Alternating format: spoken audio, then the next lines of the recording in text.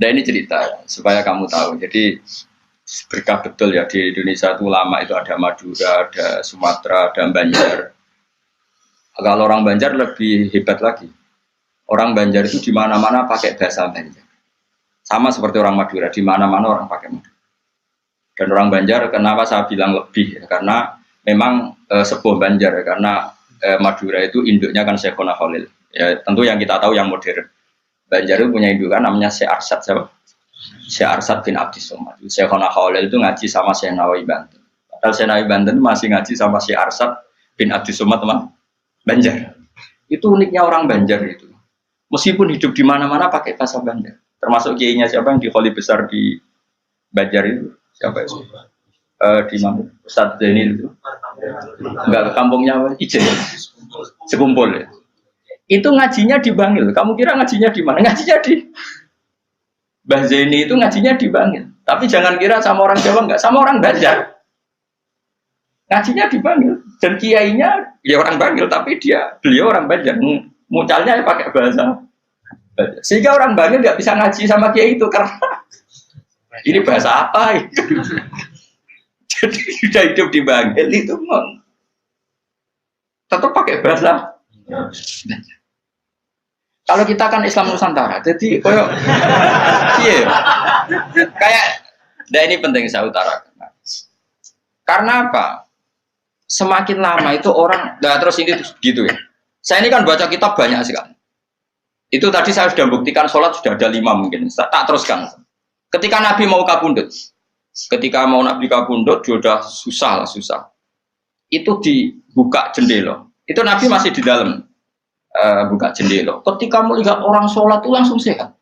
Ternyata ketika beliau sakit, orang semua di masjid tetap sholat. Masyhur kenangannya Aisyah, kenangan Sayyidah Fatimah.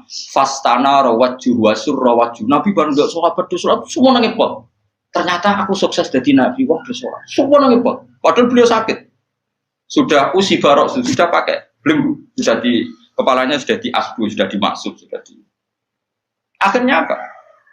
Nabi minta Cong aku gandeng, ben iso sholat, terus dipapa aku Sayyidina Ali bin Fadl itu saudaranya Abdul bin Abbas, Fadl bin Abbas.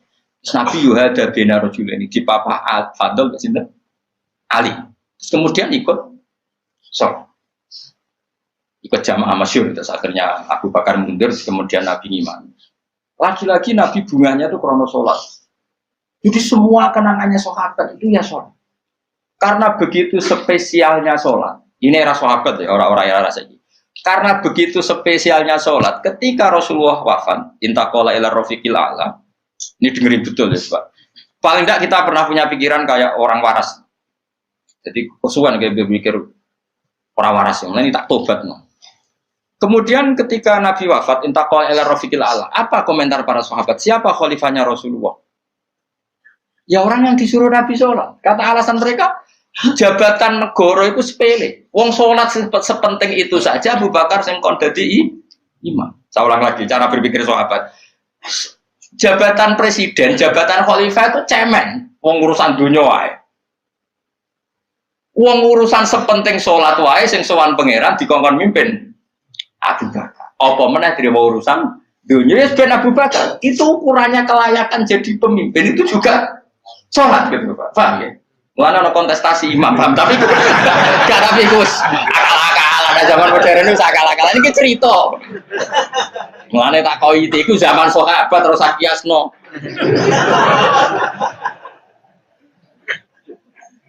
Ya, tapi zaman pernah dengar toh, ketika sahabat milih Abu Bakar alasannya apa? Karena Abu Bakar ditunjuk ngimami sholat. Terus pikiran mereka sholat sepenting itu saja oleh Rasulullah diridakno dipimpin Abu Bakar. Dia sudah khalifah Abu Bakar. Kayak apa urgensinya sholat sampai semuanya rujukan. Terus Nabi juga ngendikan, "Somben jong kowe nek ning mahsyar iku amaliyane ora pati dihisab.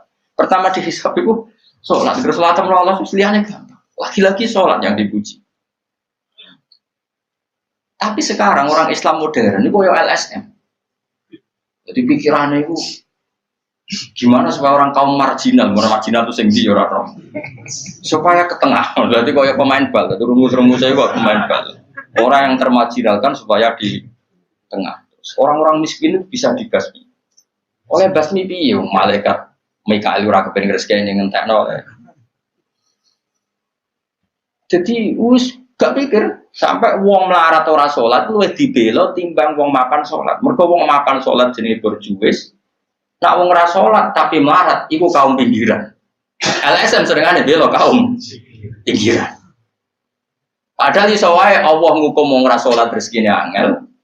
Sing sering salat diparingi barokah urip rezekine jembar. Tapi sebagian wong-wong LSM ya ora kabeh tapi kakean sing ngene iki, paham ya? Sing salat mapan nggo mobil dianggap berjuwis, anti sosial. Sing ra salat terus Allah ngukum melarat, tetep dibela-bela mergo napa marji. Ngene kejugeman melok ngono niku iku wong Islam.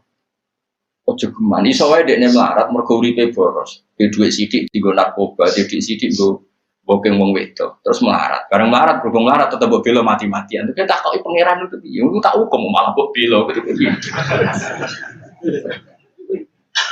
Lah saiki akeh ora percaya takok aku. Sapa wae wong paling melarat ning donya terus takoki asal usule. Kira-kira mergo Allah sing dolim apa masalah lune? Wong merantau sing ning dalan-dalan ku rata-rata ya ana mutunge. Melarat ning desa isin, tukaran mbek Pak D Pali terus mutung anti silaturahim minggat. Minggat sementing rawuh dulur. Lho padahal ngendikane Kanjeng Nabi, paling cepet dadekno sumpeke rezeki adalah qatur. Wong lungane wae niate ngadui dulur. Iku jenenge apa qatur? Terus dihukum mbek pangeran merantau kangelan. Tapi saya tidak nuduh semua orang seperti itu. Tapi aku yakin nggak mungkin seperti ini tanpa sebab. Terus bela-bela nih. Mereka kau mau dekaidah marginal berjuis, apa? Marginal. Kalau pikiran ini terus, nanti kita kayak zaman PKI kan. Saya tuh punya kenalan gus-gus banyak di Kediri, di Madiun, di mana-mana. Itu dulu PKI Madiun, PKI Kediri, PKI mana-mana di daerah sana itu. Mangkel kiai, jadi kiai dianggap kayak bos berjuis. Santri yang kerja ngurumat apa kebon kiai ini tengok-tengok neng omah untuk setoran jadi nganggep kiai kok ketua geng mergo kiai ini neng omah tengok-tengok mulang nggak santri nih ngurusi kelapane ngurusi panenane terus disetor nggak makanya darahnya kiai ketua geng terus yang dek gue bilang kau melarat kau melarat itu kangelan akhirnya gerakan sama rata itu korban pertama PK mergo dek ora ro ibadah jadi wong sing diparingi jembar kayak pulau ini kan mulang. Terus rugen salam template, dianggap kok ketua preman terus setoran ngono ae. Yo mati yo jenenge wong bingung kabeh diprovokasi ngono iku yo. Mati. Akhirnya pertama yang dilibas PKI yo kiai, perkarane provokasine ngono iku. Yo gak arek kiai aku anak kiai putune kiai itu terus cerita. Padahal kiai-kiai iku makan mergo barokah wa taqillah Allahu makhraja. Mesti ora ono wong takwa ora diurusi pangeran. Kulo niku yo ora pati pinter pergawe tapi yo kerupat be pangeran. Umum yang kaji kulo yo kaji, umum yang Pak Yurabi yo rapi. Cara aku butuh wae untuk akeh kan, cuma yo. Pokoknya gampang kabeh cara gelem, cuma iki kan njogo toleransi. Sampai wong ora payu-payu itu. Saya tuh pernah itu ngisi seminar di Madura, di Bata-Bata di sana. Pondok paling besar di Madura namanya, termasuk pondok paling besar itu Bata-Bata sama Gus Yofur. Itu cerita gini, Gus kalau di sini orang alim, wah kalau ingin nikah gampang, dikasihkan, masih dikasih uang sama calon mertua. Kalau Anda ingin, nanti pulang bisa bawa langsung. Ini Madura, negara Islam. Yang pemandunya itu bilang gitu. Waduh. Aku ngaku kesuwen dari kiai Jawa Tengah. Kesuwen ra tau roh ngono-ngono iku. Jadi kok kaget tuh. Masa gitu ya? Itu ada pendereknya lagi. Pengiringnya tak tanya, apa betul gitu? Oh iya, betul sekali. Wah. Padahal kecerdasan Madura itu yang paling bisa ngalahkan kecerdasan Pak Habibie guyonannya. Karena kalau guyonannya Pak Habibie itu tanya, coba ukur ketinggian tiang itu, tiang bendera. Oleh orang Madura dinaikin. Ditanya, kenapa tidak kamu copot? Itu kan tiangnya kan copotan. Kenapa tidak kamu copot ukur di bawah? Oh namanya agak ketinggian Pak.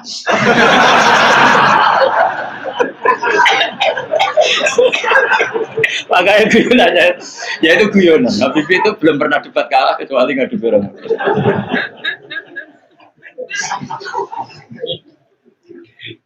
Tapi di sana juga gitu, guyonan. Tapi memang orang Madura itu nak guyon.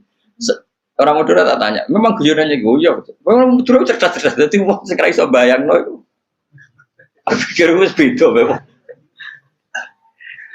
Perasaan saya di sana itu kayak di Thailand karena pulaunya terpisah terus bahasanya beda. Jadi kalau orang Madura ngomong sama orang Madura kayak ada di Indonesia juga. Kayak di Thailand.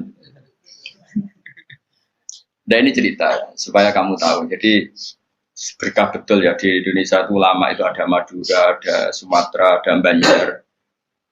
Kalau orang Banjar lebih hebat lagi. Orang Banjar itu di mana-mana pakai bahasa Banjar. Sama seperti orang Madura, di mana-mana orang pakai Madura. Dan orang Banjar, kenapa saya bilang lebih? Karena memang sebuah Banjar, karena Madura itu induknya kan Syekhona Khalil. Ya, tentu yang kita tahu yang modern. Banjar itu punya indukan namanya Syekh Arsad, siapa? Syekh Arsad bin Abdi Somad. Syekhona Khalil itu ngaji sama Syekh Nawawi Banten. Padahal Syekh Nawawi Banten masih ngaji sama Syekh Arsad bin Abdi Somad, teman Banjar. Itu uniknya orang Banjar itu. Meskipun hidup di mana-mana pakai bahasa Banjar. Termasuk kiainya siapa yang di Kholi besar di Banjar itu? Siapa itu? Di mana? Ustadz Zainil itu? Enggak, kampungnya apa? Ijen. Sekumpul ya. Itu ngajinya di Bangil. Kamu kira ngajinya di mana? Ngajinya di Mbah Zaini itu ngajinya di Bangil. Tapi jangan kira sama orang Jawa, enggak, sama orang Banjar. Ngajinya di Bangil. Dan kiainya ya orang Bangil, tapi beliau orang Banjar. Mucalnya ya pakai bahasa Banjar. Sehingga orang Bangil enggak bisa ngaji sama kiai itu karena ini bahasa apa itu?